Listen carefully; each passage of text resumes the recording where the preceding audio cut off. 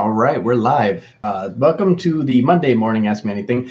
This is usually going to be at 9:30 every Monday. I actually was speaking at the MDMC, the Midwest Digital Marketing Conference, at 9:10. So I apologize that I'm getting a little bit of a late start. I'm also going to be using a different streaming tool. I just didn't have time to kind of set it up right before we went live, but I definitely wanted to go live in case anybody wanted to hop in and ask any questions. So if you're just joining, apologize for being a little bit late, but yeah, this is just going to be the only time that this is going to happen. But normally I'm going to be going live every Monday at 9:30, so that this way we can be consistent. And I think that I'll have an hour to do so. Yeah, we're going to go 9:30 to 10:15 Pacific time every Monday. The only time not going to happen is on the 17th. We actually have our Google Ads, the 3x Shopify is going to be an event that we're running that I'm going to be actually teaching at 3x Shopify. So I won't be going live on the 17th of May, but the 3rd of May, the 10th of May, it'll be definitely on Monday morning, 9:30 a.m. Pacific time. So I have about 22 minutes left just because I have a late start today. But if there's anything that I can help answer any questions, now is the perfect time to do so. Yeah, I think kind of giving you just more of an update about where everything is shifting towards. That we're seeing a pretty big surge in Google's own help team that's trying to reach out to, they reach out to us for our Google Ads campaign, to reach out to our clients. I would say the Google Ads team has been, they've been getting better lately. They still offer basically just the same recommendations that the recommendations tab is using. And if you're more of an advanced strategy, more of an advanced strategist in Google Ads, those recommendation tabs are they've been not the best. They want to add like 275 keywords at a time. They want you to obviously continually test ad copy, which is fine. But if you have a campaign using like target CPA with 20-25% conversion rates and it says, hey, rebuild, a bunch of new ads, I wouldn't do that. I've been on the phone this last 2 weeks with 3 different Google Ads reps, and they've all basically just asked me to go ahead and click on the recommendations tab and just start applying everything. And it's just not a great idea. I would say definitely use your own common sense. And you're probably, if you're watching this channel, you're probably smarter than other people like Google, the help teams that they're using. Alicia, it says, so noob here. How long until I see some analytics from a brand new campaign? It's for physical therapy, and I worry the keywords don't have enough searches. So you can actually kind of sometimes build yourself out of the impressions and clicks. So if it's a brand new campaign, I would suggest starting manual, and I would also suggest bidding fairly aggressively. If you use a manual CPC bidding strategy, there's actually columns inside of Google that will show you the estimated first page, top position, and absolute top position. So like number 1. For the keywords that you're bidding on. And when you switch over to manual, that's the only time that Google actually give you those metrics. And those metrics can then be used to then say, okay, am I not bidding high enough? Or maybe it's really competitive and you might need to increase your daily budget, increase your daily ads, increase your bids in order to get the traffic. So the first thing I would do is check to see if your keywords are under what they call a low, oh, you said, yep, I did manual. I also have a super low budget, like $750 per month tops. Yeah. Are you bidding high enough for those keywords? And are those keywords showing what they call low search volume? Because it doesn't mean that people aren't searching. Google has a minimal viable threshold for when they will allow an ad to run on a keyword.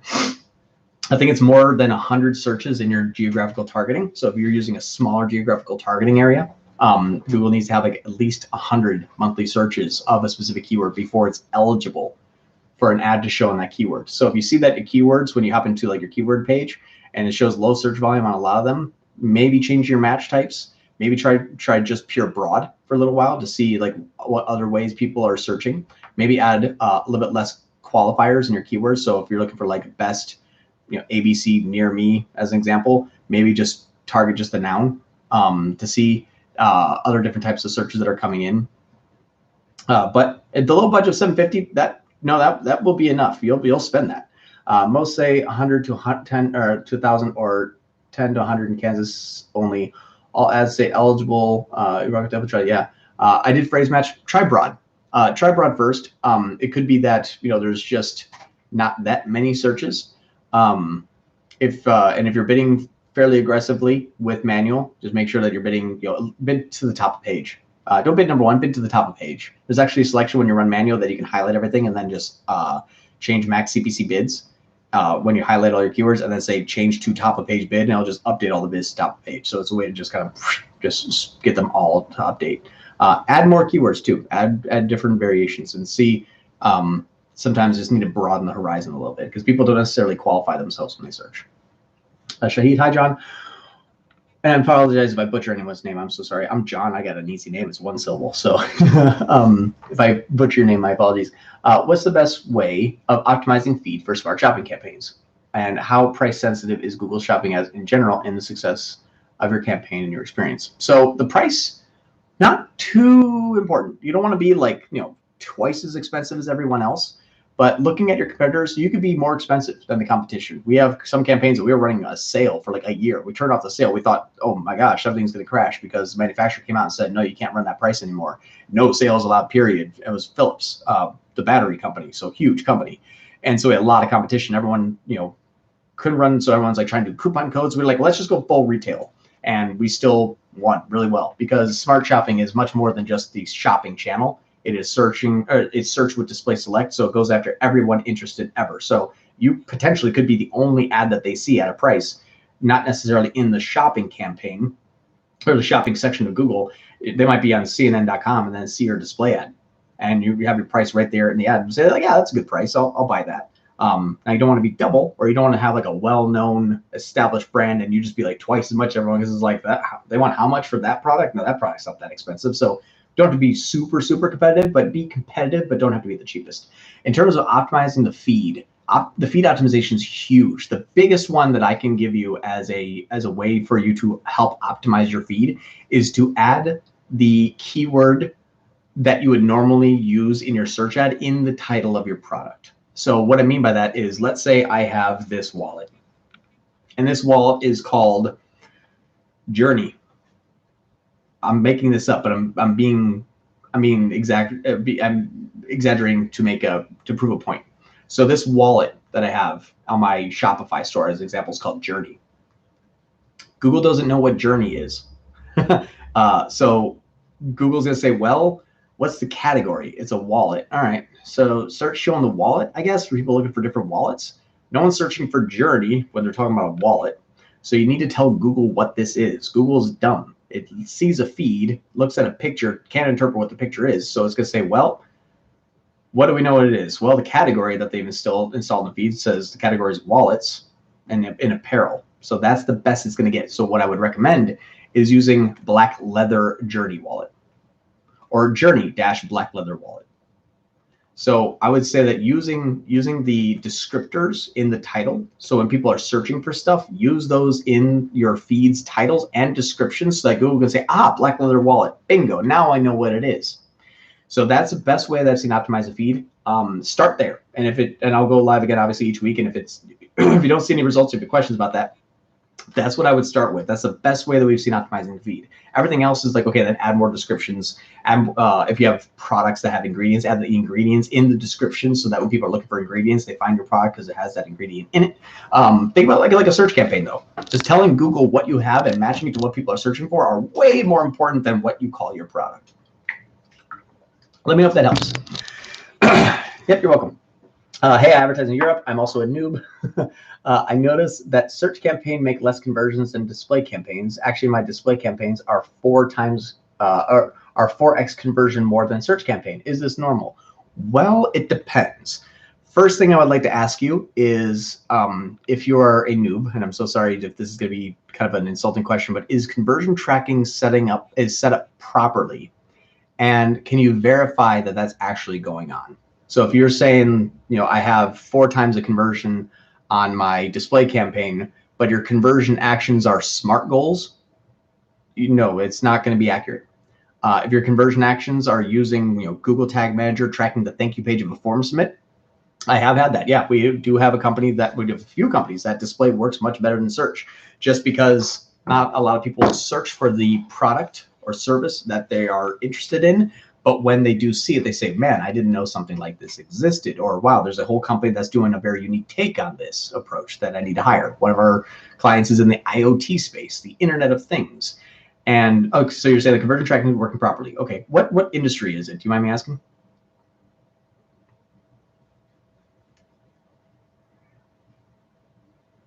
It might be a lag too. So if you're typing, I apologize. It might take me a second. But first thing, toys. Okay, well, one thing that could be considered is toys are very competitive. Your average cost per click may be really high on the search network. So if you have a daily budget set to like 20 or 30, and your average cost per click is $4 or $5, you're going to get just a lot less traffic than you would at 30 cents per click on the display network. So it could be that, the traffic that is really relevant because they can see that display and say, aha, I know exactly what that is and I want it. They might not be searching for it, but if it's easily recognizable, you can get literally 30 times the traffic on display because it's a lot cheaper of a network. So you imagine, well, if I can get 3 times the traffic or 10 times the traffic on display, you're going to get 10 times the results. We usually don't find the display campaigns budget 1,500 euros approximately per month. Is that total, or is that just, and are you spending it evenly between the display and the search?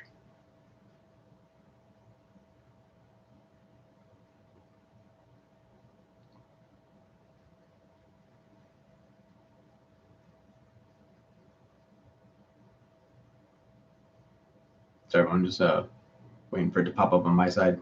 I think there's something called like slow chat or something like that, where you have like 100 people typing something and it'll just like filter them in one by one. So if there's a lag, I apologize.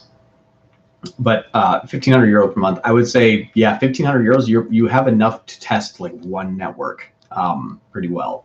I would say that if I was going to be setting up your campaign, one thing that we do is we actually don't recommend anybody hiring us with less than $2,000 per month in ad spend, just because I'll need to have like at least a minimum of $1,000 per network, search and display. And I'm going to run a couple different types of searches, a couple different types of display. If it's e-commerce, I'm going to run a search and shopping first, then test display just with remarketing to see if people on the remarketing or display network are converting. Now that display showed more conversions, 75% on display. Yeah, I would actually, in my opinion, I would just put 100% on display. $1,500 per month on display, you're right there. You're not overspending at all. If it's performing better, pause search. Just do all display, unless the display is heavily remarketing. Like if you have a remarketing audience on your display, that could be one of the reasons why it's working well, is because people are coming from search and then remarketing through displays, bringing it back, which means display or search could still be converting just on the display network post click. But I would put 100% of your money on display and keep scaling. Display is huge. It's a huge network. We had $30,000 per month only on display network for our IoT company, because it just delivered 10 times the results. Like every 2 leads we got on search, it was 20 on display and $40 CPA rather than 200. So I would say that if it's working on display, pause your search unless the display is targeting the same audience as the search, meaning that they've been to this website from the search campaign. But I would just run all of it on display and then keep scaling to the point of diminishing returns. Especially if you're using display, you can use target ROAS, so target ROAS bidding strategy.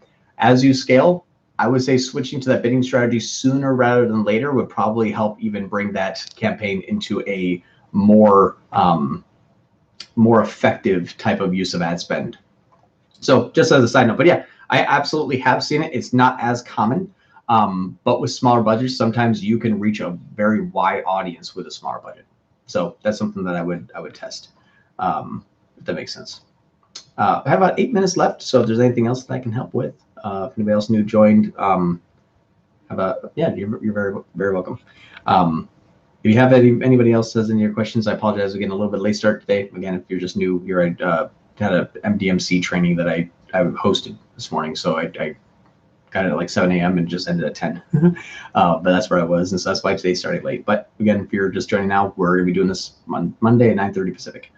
How much does your agency charge? Our agency is, it's actually right on the I think it's still up there. I think we were going through some pricing updates. Let me, before I speak out of turn, let's see here. I think we're placing it different, but our pricing is actually, it's $1,500 per month with 10% of the ad spend. So if you come to us and say, hey, I have $5,000 per month ad spend, it's $1,500 per month plus 10%. So your total out-of-pocket invoice to us would be $2,000 per month for a account that's spending $5,000 as an example. That's how that works. If I'm off by pricing a little bit, I know we just went through an update and then we changed it again. So I apologize. It was in kind of flux for like the last 2 weeks. So I apologize that that's not the correct price. But if you come to us, I'll honor that price if it was more expensive. And if it's cheaper, you'll get the cheaper price. So the best way I can do it. If it's more expensive than that, I'll honor that price. If it's cheaper than that, you'll get the cheaper price. But I think it's $1,500 per month plus 10%. We're not the cheapest agency. We're not the most expensive. We're on the upper end side of the expense, just because we hire like just the best of the best. I think for every 1,000 applicants, we hired 8 specialists. So people that are doing the Google Ads kind of work with us in the background. I need them to be very good. And so they are expensive. And so, hiring the best of the best just unfortunately doesn't make us the cheapest in the industry. Yeah. Awesome. Any other questions that I can help answer? It's all, anything that I can help with. It's all essentially just free knowledge from our experiences. And I think we're up to about $1 million a month in ad spend now, for like 135 industries. So I have a pretty good amount of genericized knowledge. Can you describe in 1 minute the steps to create a smart campaign? Yes. So it depends what you're using. As a CMS, can you let me know what your CMS is? Are you on Shopify, BigCommerce, Woocommerce, something else, maybe Magento? Just depends on what you're on, because it's going to help me understand if you need to generate a separate feed or not, and a separate dynamic remarketing tag.